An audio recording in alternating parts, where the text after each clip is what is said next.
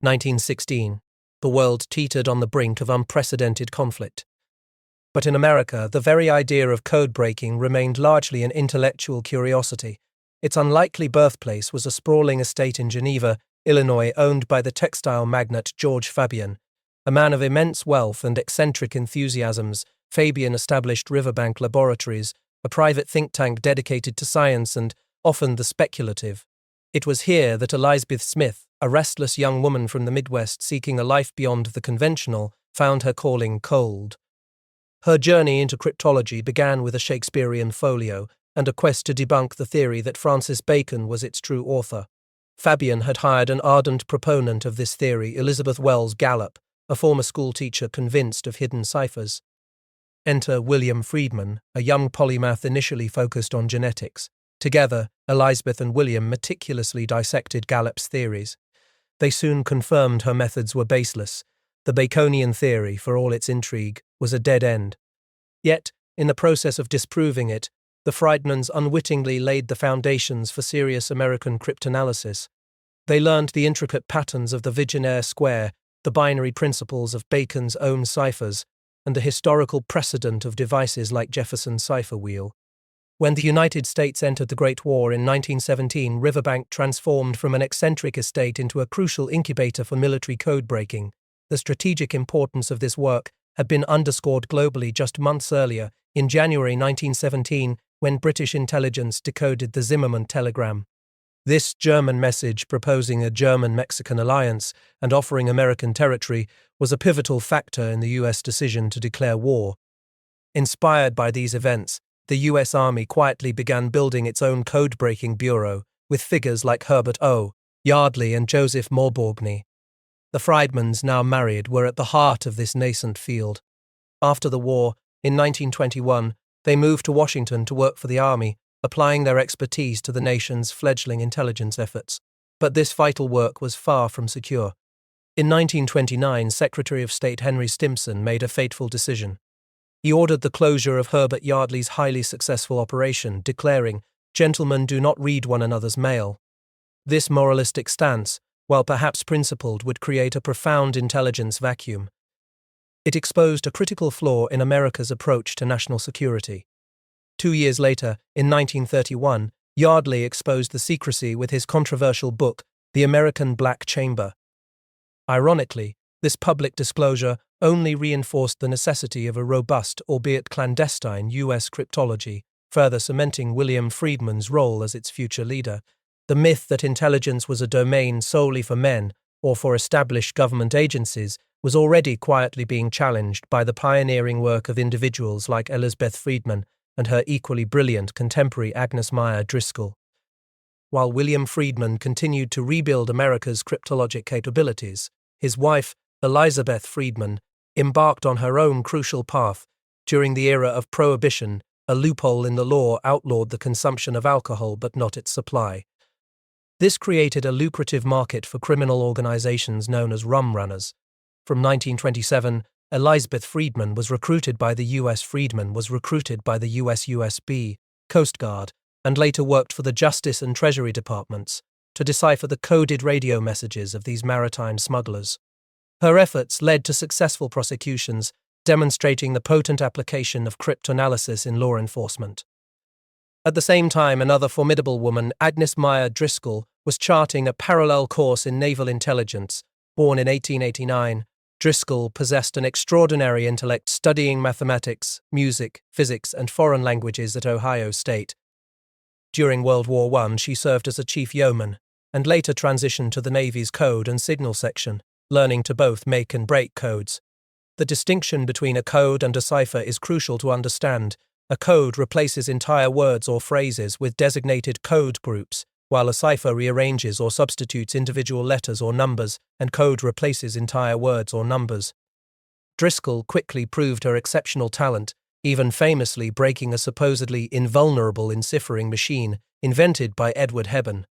A turning point came in 1923 when U.S. Edward Heben All, naval intelligence officers stole and photographed a 1918 Japanese naval codebook from the Japanese Consul General's office.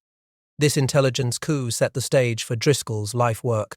From her research desk in room 1645 of the main Navy building, Driscoll dedicated herself to this material day after day, year after year. She unraveled the intricacies of the Japanese fleet code, which used thousands of three-character code groups, further obscured by super-encipher, the combination of a code with an additional cipher.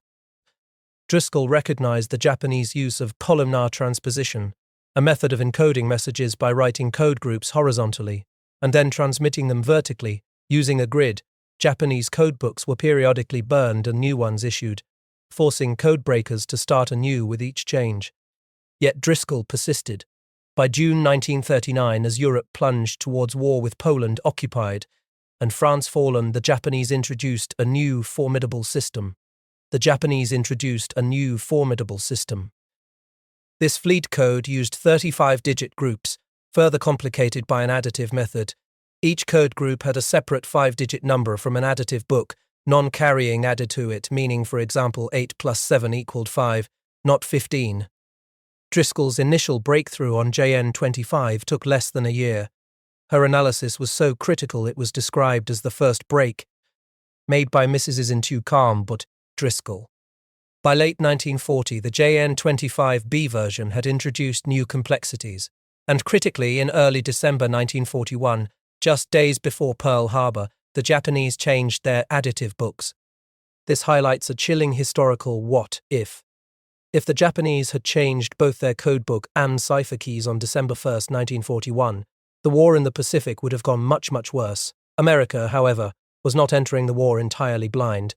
Thanks to the foundational work of women like Elizabeth Friedman and Agnes Meyer Driscoll, a crucial understanding of enemy communications had already been established. Their contributions to early American cryptanalysis challenged the myth that such intricate intelligence work was solely the domain of men. Instead, they were quietly building the very bedrock upon which future Allied victory would depend. By the late 1930s, as global tensions escalated and the spectre of a Second World War loomed, the United States faced an urgent need for deep intelligence into Axis intentions. William Friedman, the undisputed master cryptanalyst, had been building his team for years. From the early 1930s, he recruited brilliant young mathematicians like Frank Rowlett, Abraham Sinkov, and Solomon Kullback. Their modest army code-breaking operation operated out of a handful of rooms, driven by a singular purpose: to understand the enemy's hidden messages. The primary target shifted dramatically in 1939. For years, the Japanese had used a diplomatic cipher machine the Americans codenamed Red. It had its complexities, dividing messages into 6s for vowels and 20s for consonants, which ultimately aided its decipherment. But in March 1939, the first intercepted purple message arrived from the Japanese embassy in Warsaw. The Japanese designation was Anguki Taipu B. This new machine cipher was far more sophisticated and believed by many to be unbreakable. By the fall of 1939, the red machine began to go offline, replaced by purple in key Japanese embassies from Washington to Berlin, London to Rome. Friedman knew this was the ultimate challenge. In October 1939, with new funds secured, he expanded his staff, bringing in, among others, a meticulous young mathematician named Genevieve Grotchen. The team struggled for months. The purple cipher was a constant source of frustration. Unlike the German Enigma machine, whose internal workings had been brilliantly deduced by Polish cryptanalysts before the war, the purple machine was an unknown. Its complex mechanics, likely based on stepping switches, similar to telephone circuitry, generated millions of potential transformations. The process of breaking such a cipher was not a parlor game, but an arduous, long-term scientific endeavor. It involved painstaking statistical analysis, counting the frequency of individual letters and then analyzing digraphs, trigraphs, and tetrav changes of 2-3 frequency, or 4 letters. Crucially, Friedman authorized the acquisition of modified IBM tabulators, office machines adapted to process the vast amounts of intercepted messages, providing vital computational power. Breaking purple demanded not just mathematical rigor, but also sheer patience and an almost forensic attention to detail. It was a challenge that would define American intelligence in the crucial years leading up to World War II. The pressure was immense. For over a year, the Japanese purple cipher had resisted every attack. Code breakers were experiencing significant frustration. Then, on September 20, 1940, at approximately 2 in the afternoon, In a cryptanalysis room, a junior mathematician, Genevieve Grotchen, had a moment of pure insight, driven by what she later described as a different way of seeing patterns, and aided by the meticulous records of Mary Louise Prather, who recalled a crucial crib message from a lesser-broken Japanese system. Grotchen made her discovery. She found repetitions, cycles within the purple cipher that unveiled the underlying structure of its 20s, the complex consonant system. She clutched her worksheets to her chest. This was the key. Frank Rowlett, the leader of the purple team, raced to confirm Grotchen's findings. Within days, her analysis proved sound. The impossible had been achieved. On September 27, 1940, the same day Japan signed the tripartite pact with Germany and Italy, William Friedman privately announced the success. He later slumped, placing his arms on the table and collapsing against it, as if all the stuffing had gone out of him. The immense strain of the breakthrough would lead to a nervous breakdown, a stark reminder of the personal cost of this relentless intellectual combat.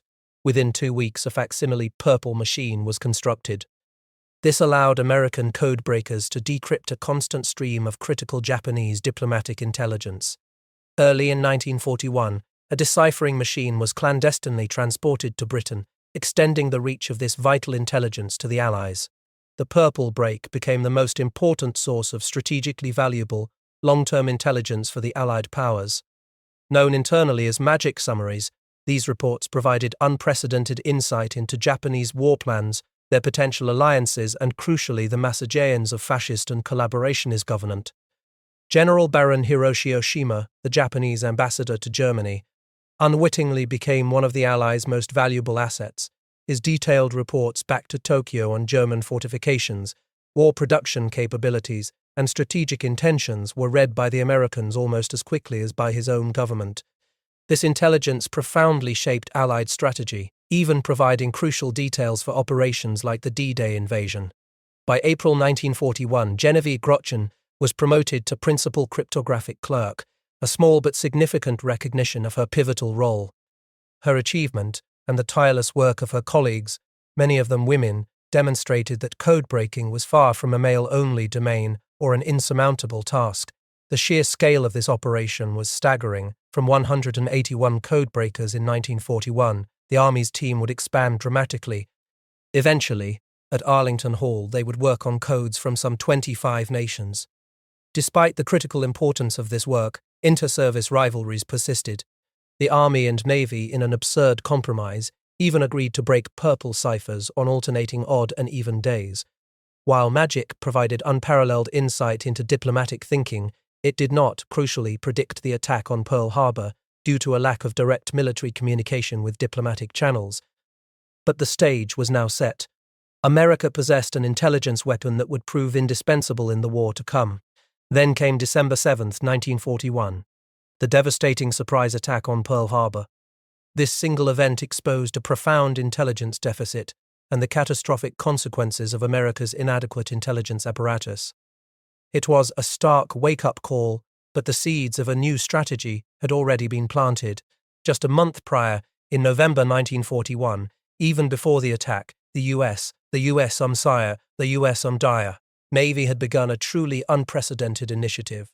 Admiral Lee Noyes, recognizing a critical need and a shortage of qualified male personnel, sent secret letters to the presidents of elite women's colleges, beginning with Ada Comstock at Radcliffe. His request was for women who were bright, close-mouthed, and possessed exceptional intellect. The realization of total war and the imperative to counter the sophisticated communications of the enemy necessitated a rapid, dramatic expansion of intelligence capabilities. The attack on Pearl Harbor only intensified this urgent drive. The very next day, Congress declared war on Japan. 3 days later, Germany declared war on the United States. Recruitment efforts intensified across the nation. More than 10,000 American women would eventually travel to Washington, D.C., lending their minds and educations to the war effort. The initial recruitment targeted the esteemed Seven Sisters colleges, Wellesley, Smith, Bryn Mawr, Mount Holyoke, Barnard, Radcliffe, and Gowcate, 9 of Redcliffe and Gowcate with Godian. The USAJ probably home. Army soon followed suit, dispatching recruiters to humbler teaching colleges throughout the South and Midwest. creating a quiet competition for the nation's brightest female minds.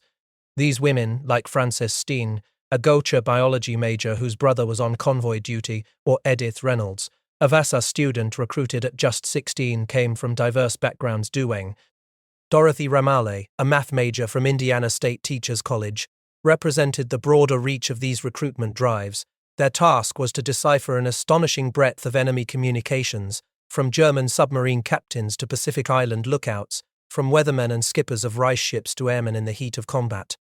This monumental clandestine effort laid the foundational work in signals intelligence sidelined the reading of coded transmissions. It also challenged the implicit myth that intelligence and codebreaking were exclusively male domains. Instead, it proved that women's contributions to the war effort extended far beyond factory work and Rosie the Riveter into the most critical and intellectually demanding roles of national security. In 1940, the pages of Wellesley College's yearbook, Legenda, were filled with lists of engagements and marriages. The college itself offered lectures on marriage as a career, biological aspects of marriage, and the care of the young child. Less than half of 1% of American women held a college degree in 1942, yet from this tiny cohort, the nation sought its secret weapon. The conventional wisdom of the era was that women were well suited for tedious work, requiring attention to detail rather than leaps of genius. This prejudiced assumption, ironically, made them ideal candidates for the initial Kirkian details, intricate stages of cryptanalysis. The war's demands created an acute labor shortage. The need to release a man to fight became a powerful rationale for integrating women into new roles. In the fall of 1941, the Navy's secret recruitment began. Admiral Lee Noyes, responsible for building an enlarged code-breaking unit, provided strict criteria for candidates. He explicitly sought to exclude fifth columnists, those whose allegiance may be to Moscow, pacifists, and individuals from persecuted nations like Czechoslovakia, Poland, or of Jewish descent. But Ada Comstock, the Dean of Radcliffe, quietly defied these discriminatory directives, ensuring Jewish women were included in the initial recruitment pool. About 40 Radcliffe seniors and young graduate students were initially considered. The goal was to certify around 20 for naval work. They were assured academic credit for the secret course, a concession the Navy initially resisted, preferring purely motivated students. The secrecy was paramount. Students were strictly forbidden from uttering words like cryptanalysis, intelligence, or security. Their secret classes were disguised on transcripts as math courses. The consequences for indiscretion were severe. In February 1942, Brown and Pembroke colleges were blacklisted from the program due to a professor's careless remarks. By March 1942, the women were well embarked in their studies. Donald Menzel, the Harvard astronomy professor teaching the Radcliffe contingent, reported positively on their performance. By mid-May, 25 Radcliffe women were certified. In late spring, the first wave of women finished their courses and began their duties in Washington, D.C. The U.S. and Washington, D.C., the U.S.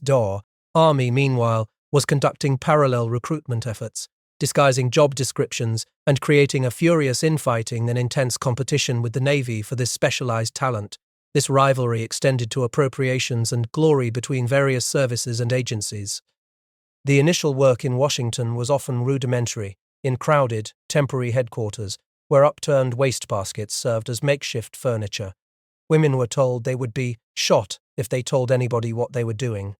They invented cover stories claiming to be empty trash cans and sharpening pencils, or even sat on the laps of commanding officers. The true nature of their work was far more profound. These women formed the backbone of a gigantic team effort, an essential assembly line performing crucial precursor work, running machines, building vital information sections, and conducting traffic analysis. They were instrumental at every stage, including breaking major code systems, challenging the myth of the isolated male genius in cryptography. Their experience, though cloaked in secrecy, offered independence, career development, and a profound sense of purpose, forever altering their lives and the landscape of national security. Before the war, the aspirations of young women, even those from elite institutions, were often circumscribed. A Wellesley College yearbook highlighted lists of engagements and marriages. Pre-war newspaper advertisements were strictly segregated. Male help wanted and female help wanted carved distinct, unequal paths. But World War II dramatically and permanently altered this landscape. The immense demand for labor, fueled by the absence of millions of men, forced a societal re-evaluation of women's capabilities. Suddenly, these women were wanted for their minds, their academic backgrounds, their close study of Latin and Greek, of literature and ancient texts, their facility with foreign languages, and their ability to read closely and make sense of large data sets proved profoundly valuable for code breaking. Traditional women's jobs like librarianship, secretarial work, or operating office machines inadvertently cultivated skills perfectly suited for intelligence. Even music majors, with their facility for pattern recognition, found a new purpose. Women's colleges, with their strict codes of comportment, curfews, house mothers, and rules against smoking or wearing trousers, also, perhaps unexpectedly, fostered a discipline and a perceived lower security risk compared to young men prone to sowing of wild oats under the influence of women and liquor, while Axis powers like Japan and Germany, rooted in highly traditional cultures, failed to mobilize women on a similar scale. The Allies embraced their potential cultures. The growth of American code-breaking was astounding. The U.S. Army's office, from a mere 181 people pre-Pearl Harbor, swelled to nearly 8,000 by 1945, with approximately 70% of that force being women. The U.S. Army's office's FAV 2MB, Navy's code-breaking unit, expanded from a few hundred to 10,000 personnel, with at least 80% of its domestic breakers being female. Overall, some 11,000 out of 20,000 American codebreakers were women. Their impact was undeniable. General George Marshall, the architect of Allied victory, later revealed the intelligence gained on Japanese strategy, stating it saved many thousands of lives in the Pacific and shortened the war by no less than 2 years. A joint congressional committee assessed Army and Navy signals intelligence as some of the finest intelligence available in our history, contributing to the defeat of the enemy and shortening the war. These women were not passive placeholders. They were active war agents whose brainwork had a tangible impact on fighting. Consider Dot Braden. In 1942, she was a high school teacher in Chatham, Virginia, earning $900 a year. Her days were filled with English, French, ancient history, and civics, and her nights with reading Keats and Poe. Her mother, raising 4 children alone, had aspired for Dot to attend the rigorous Randolph-Macon Women's College. Dot secured a scholarship, working in a florist shop and grading physics papers to make ends meet. On September 4, 1943, Dot saw an advertisement for a War Department job and found herself at the Virginian Hotel, interviewing with 2 recruiters. The job description was vague, the nature of the work highly classified.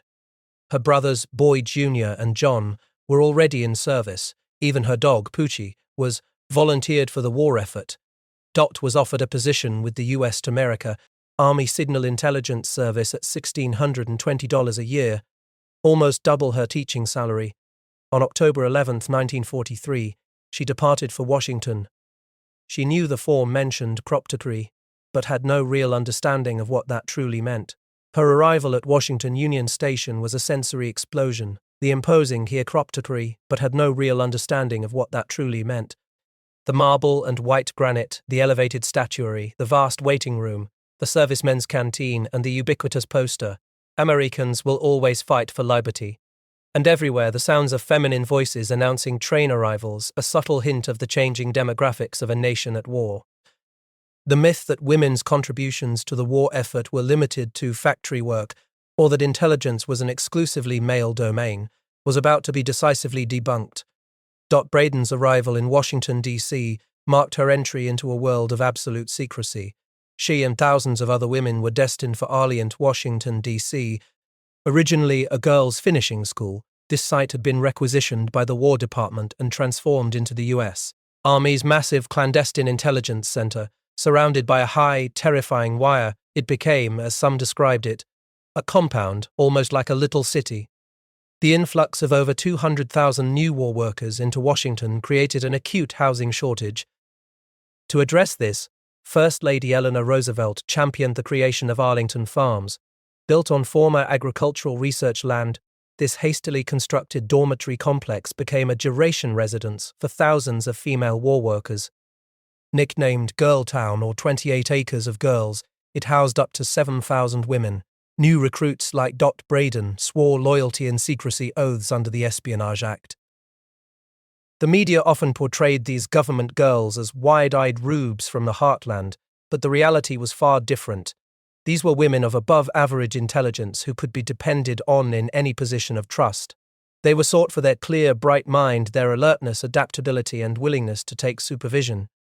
Dot was assigned to Building B, a low, two-story structure built on sloping land behind the main schoolhouse. It looked like a giant comb, housing thousands of women in functional, partitioned rooms. Women were everywhere, Dot observed, some of them young, about Dot's age, but some of them older, maybe as old as 30 or even 40.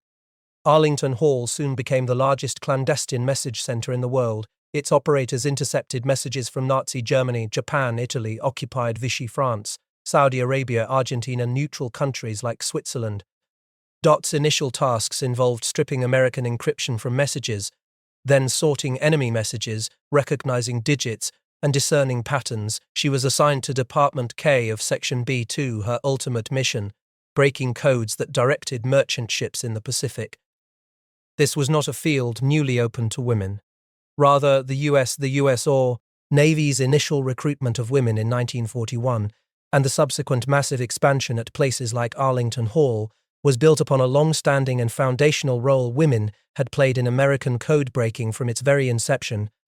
The unglamorous yet essential nature of code-breaking, performed by ordinary individuals in extraordinary circumstances, was proving itself to be a crucial element of modern warfare. The early months of 1942 were among the bleakest for the Allies. After Pearl Harbor, Japanese naval superiority and aggressive expansionist strategy dominated the Pacific. Within days of the attack, the Philippines, Guam, and Wake Island fell. By Christmas, Hong Kong was lost. Singapore in February, Burma by May. General Douglas MacArthur himself was evacuated from the Philippines by submarine. The Japanese Navy, unbeaten for 50 years, controlled a quarter of the Pacific.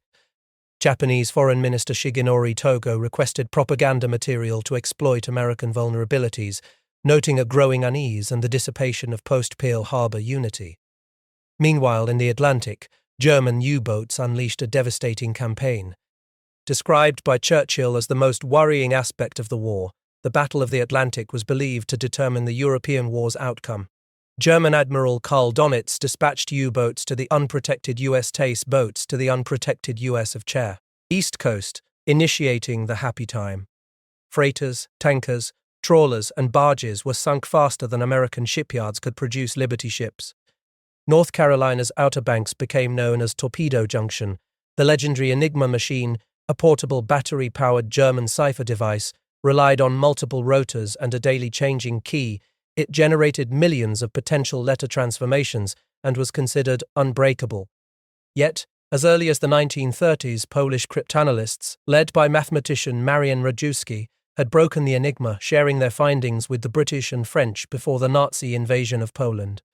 At Britain's Bletchley Park, Alan Turing and his team, aided by some 2,000 Women's Royal Naval Service personnel, or WRENs, operating 60 bomber machines, refined the attack on Enigma.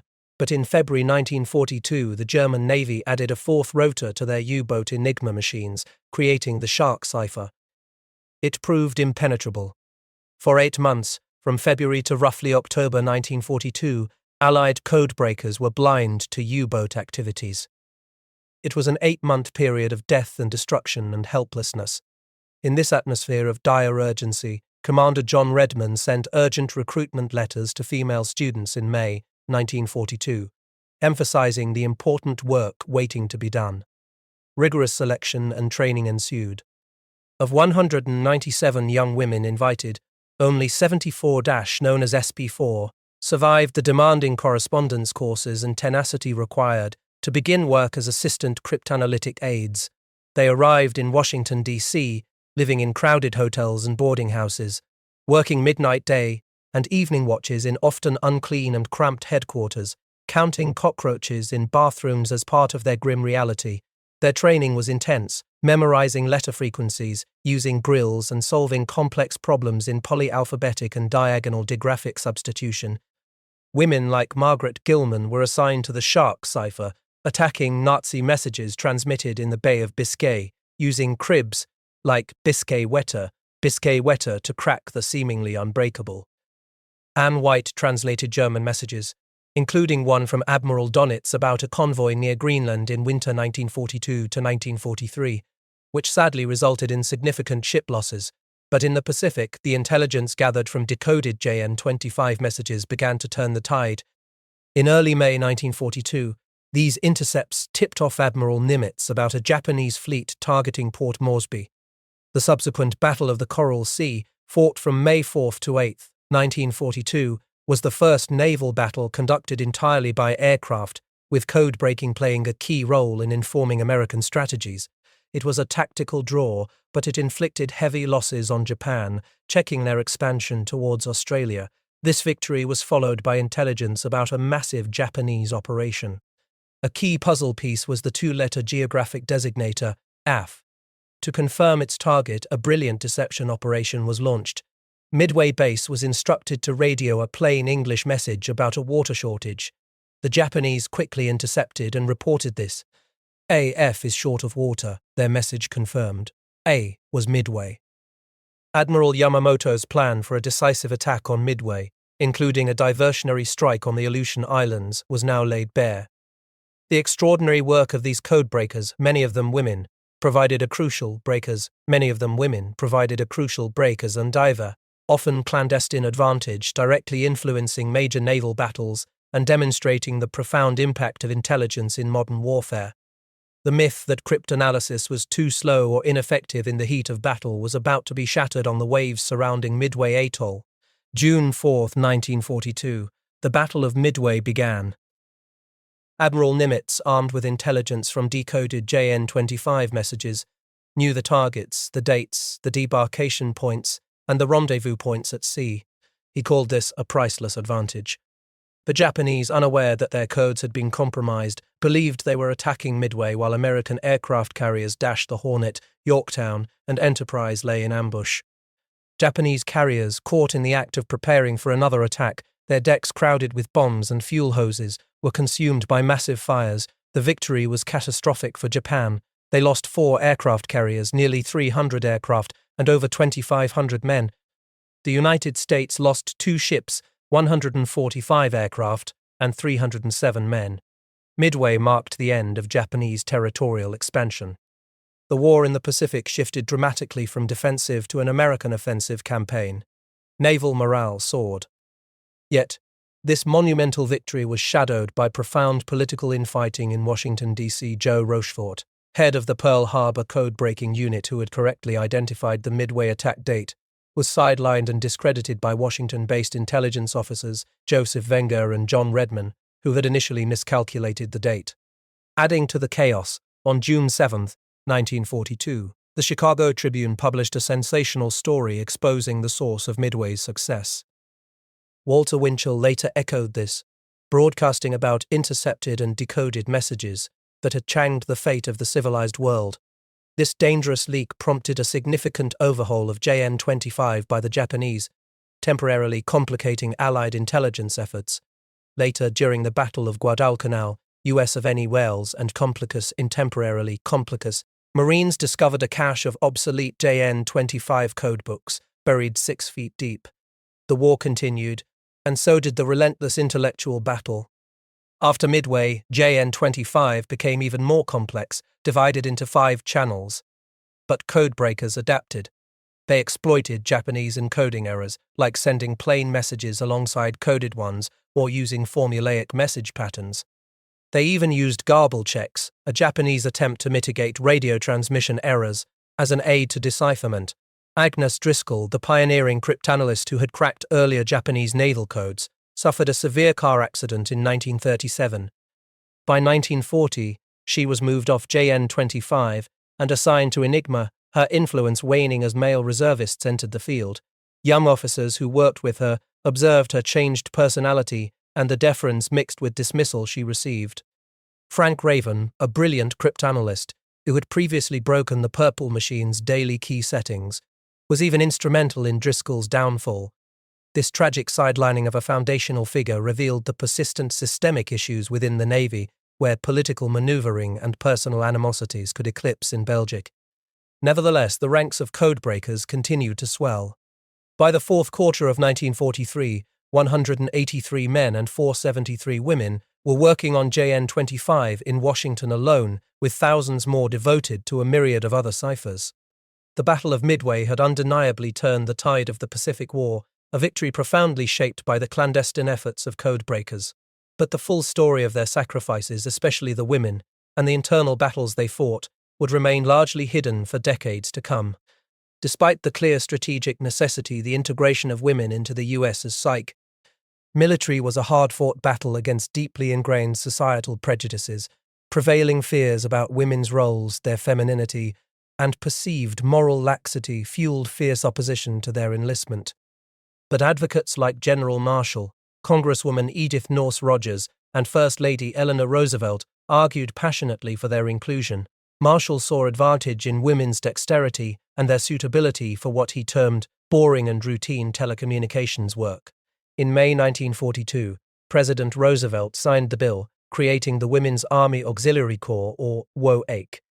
The New York Times headline declared 10,000 women in USA. The New York Times headline declared, "Rush to join new Army course." Yet, the WWIIs were merely an auxiliary, paid less, held inferior ranks, and lacked the benefits of their male counterparts. In 1943, they would transition to the Women's Army Corps, or WWIIs, a step towards greater, but still incomplete, recognition. A more significant integration came in July 1942, when Roosevelt signed the law creating the Women's Naval Reserve, known as the WAVE Women Accepted for Volunteer Emergency Service. The acronym was carefully crafted by Elizabeth Reynard, special assistant to Admirals Randall Jacobs, to eschewing skeptical admirals. It allowed women to be part of the Naval Reserve, not just with the Navy, but a more integral component. Initial resistance from figures like Admiral Nimitz, who was unenthused about a Navy women's unit, slowly gave way to necessity. The Navy, like the Army, faced a desperate need for personnel to fill critical support and intelligence positions, including code-breaking. Over 100,000 women would eventually serve as WAVEs, far exceeding initial anticipations. More than 3,000 enlisted women were selected for vital communications training and code-breaking work. The WAVEs uniform, designed by Mainbocher, a celebrated New York couturier, was a strategic tool. Its navy blue wool jacket, dusty blue braid, and cloche hat were carefully chosen to project an image of respect and legitimacy to a skeptical public. But the realities of training were far from glamorous. Code-breaking women, whose expertise was urgently needed for JN-25 and U-boat Enigma ciphers, had to be sent for officer training in staggered departures, creating critical intelligence gaps. At colleges like Smith and Mount Holyoke, women drilled in civilian clothes and 1.5-inch heels, often leading to falls and stovers. They memorized the Blue Jackets manual, learning naval lingo from watch and muster to the head and mess. They endured daisy chain vaccinations for diphtheria, smallpox and typhoid. They learned to make beds with square corners and faced demerits for improper placement of even Kotex boxes.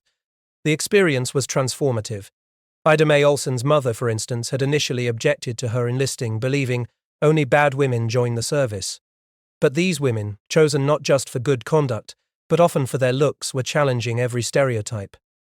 They faced veiled resentment from some male personnel and were sometimes tested with trivial tasks like sewing on a button to gauge their compliance.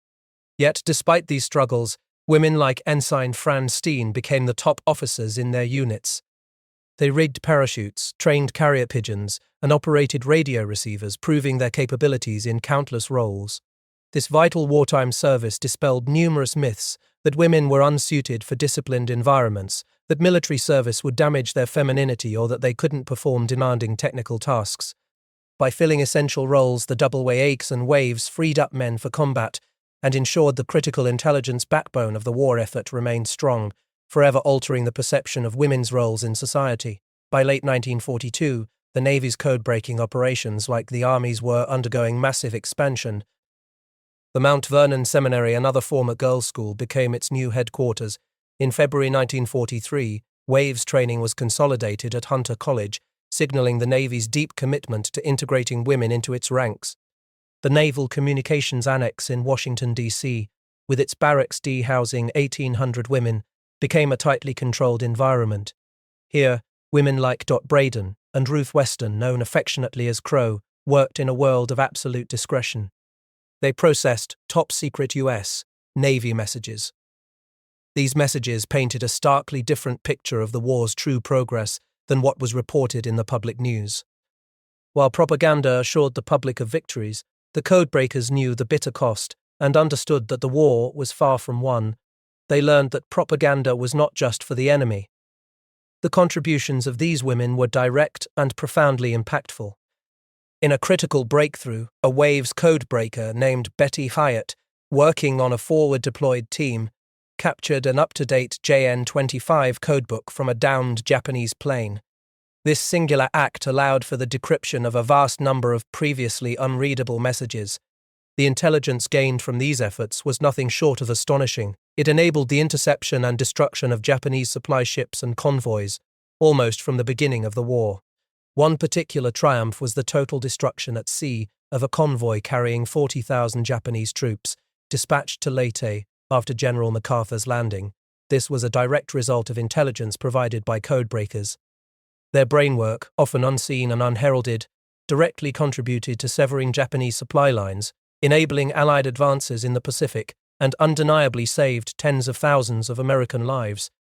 The integration of women into naval code-breaking operations was not merely an expansion of wartime roles, the entities of Hevertexeville Beals and Cade into Force Adair.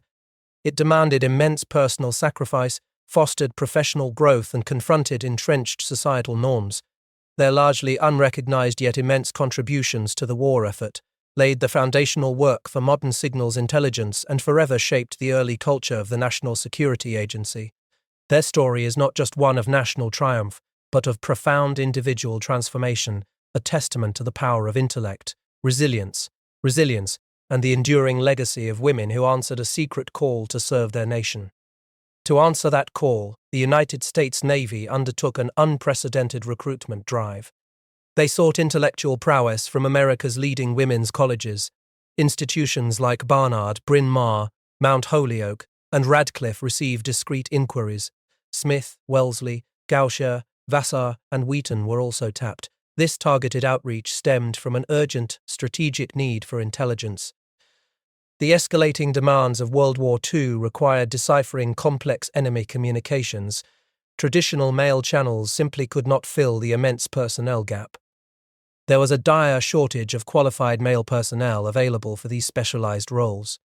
Yet, visionary figures like Donald Menzel recognized an untapped reservoir of talent.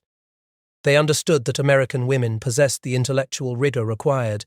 This shattered the implicit myth that complex scientific and military work was exclusively a male domain. It was a pivotal, unacknowledged advancement for women's roles in a historically male-dominated landscape. The initial decision to recruit women from these academic strongholds marked a significant turning point. It represented a profound shift in military intelligence staffing. Their effective integration and subsequent training swiftly demonstrated their invaluable contributions. These women proved their capability, often exceeding expectations. Their efforts unequivocally helped shorten World War II. They saved countless lives through the vital intelligence gained from broken codes. This story remains a largely forgotten history of American heroism. It is a testament to the intellectual capabilities of women in critical scientific fields. Their secret service quietly challenged entrenched gender roles. It paved the way for future opportunities in STEM and the broader intelligence community.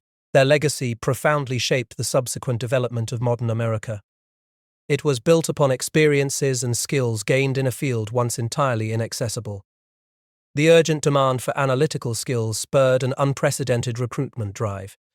World War II's outbreak and the attack on Pearl Harbor ignited this critical need. Existing male-dominated workforces were simply overwhelmed. To meet this immense challenge, the Navy initiated a groundbreaking recruiting program. This program, established in conjunction with college leaders, sought out the brightest minds. Candidates were required to be in the top 10% of their academic classes, Dr. Twenty-separated classes. Donald Menzel of Harvard recognized the immense potential of women. He played a crucial role in establishing this vital Navy initiative. Virginia C. Soud and Ding Gildersleeve, a leader from Barnard College, advocated fiercely for their inclusion. She emphasized the nation's wartime need for all trained minds. From institutions like Barnard, Bryn Mawr, and Mount Holyoke, they came. Radcliffe, Smith, and Wellesley contributed their brilliant students. Gausha, Vassar, Wheaton, and Pembroke joined the effort. Even Indiana State Teachers College provided vital recruits. These government girls represented a new era of national service. Their early intelligence roles focused on deciphering the formidable U-boat Enigma codes. They also tackled the complex Japanese codes that had once seemed unbreakable. This work began in early code-breaking teams at various institutions. These teams predated formal integration into larger military intelligence structures. The urgency was stark. On the eve of Pearl Harbor, intelligence resources were thinly spread. The attack on December 7, 1941, accelerated everything. The success in cracking the Japanese JN-25 and Purple machine codes became paramount. Pioneering cryptologists like Elizabeth Smith Friedman laid crucial groundwork. Agnes Meyer Driscoll, without peer as a cryptanalyst, excelled in breaking Japanese codes. Genevieve Marie Grotjen made a key breakthrough in the Purple machine solution. However, their work was shrouded in absolute secrecy. "Do not discuss your work with anyone," was the unwavering directive. They often told families they were in government service. Some simply said they were working on the radio. This intense confidentiality extended even within the intelligence community itself. Interagency competition meant nobody cooperated with the army, under pain of death. The challenges were immense, from marriage bars limiting women's pre-war roles, to the sheer scale of the task ahead at places like Arlington Hall. These women, including Dot Braden, found themselves at the heart of the war effort. The successful decryption of enemy communications provided actionable intelligence. This directly contributed to major Allied victories, like the Battle of Midway. This pivotal intelligence proved women possessed the necessary intellect and dedication. While early successes mounted, the Battle of the Atlantic presented an existential threat. The low point for Allied merchant shipping losses occurred in 1942. German U-boats, some equipped with primitive Metox receivers, wreaked havoc. Code-breaking became the linchpin in turning this tide. The deployment of machines like the Bombay, often operated by women, was critical. Joseph Desk, raised and schooled in Dayton, contributed significantly to this technology. Louise Pearsall's oral histories illuminate the intensive work behind these machines. By early 1943, the establishment of the waves expanded the ranks dramatically. These women were crucial to the turning of the tide in the Battle of the Atlantic. New tactics like HAFE/DF and hunter-killer groups emerged in 1943. Intelligence directly informed the hunt for German refueling submarines, the Milch Cows. Despite a reappearance of U-boats in October 1943, the Allies held the advantage. Concurrently in the Pacific, a different battle raged in the airwaves. The critical need to decipher Japanese Army transport codes was paramount. Intercepted messages revealed vital movements from Singapore to Ambon. Traffic from Canton, Davao, and Haiphong detailed troop and supply movements. Codebreakers even tracked the transportation of the wounded, exposing Japanese logistics. At Arlington Hall, teams worked tirelessly on these vital intercepts. Dot Braden, whose letters reveal the personal anxieties of wartime, contributed to these efforts. Letters to T.D. Braden, like one from June 7, 1945, hint at the immense strain. Jim Bruce's January 16, 1946 letter speaks to the enduring impact of this secret work. Agnes Driscoll's team, with figures like John Howard, traveled between D.C. and Dayton. Their focus was on these crucial organizational efforts. The Purple Machine, a major Japanese diplomatic cipher, was finally broken in November 1943. This provided an even deeper penetration into enemy communications. Solomon Kullback's oral history provides insights into the secrecy. He speaks of the profound confidentiality surrounding impending Japanese surrender messages. This intelligence directly influenced battlefield decisions and strategic planning. It saved countless lives and mitigated significant threats. For Operation Overlord, the D-Day deception operations were critical. Anne White Kurtz recalled receiving the D-Day messages and the subsequent bulletins confirming the success of the Normandy landings. Yet, intelligence was not infallible, as the Battle of the Bulge showed. Arthur J. Levinson's oral history speaks of the surprise caused in January 1945. Despite moments of surprise, the overall contribution of these women was undeniable. Their meticulous work, from sugar camp training to the Naval Annex code rooms, continues to challenge the notion that code breaking was solely a male endeavor. It highlights the indispensable roles played by women in both the US and UK. Bletchley Park stands as a testament to this global female contribution. Their impact extended far beyond high-level strategy. It reached the granular disruption of enemy logistics and troop movements. Their stories, once hidden, are now woven into the fabric of victory.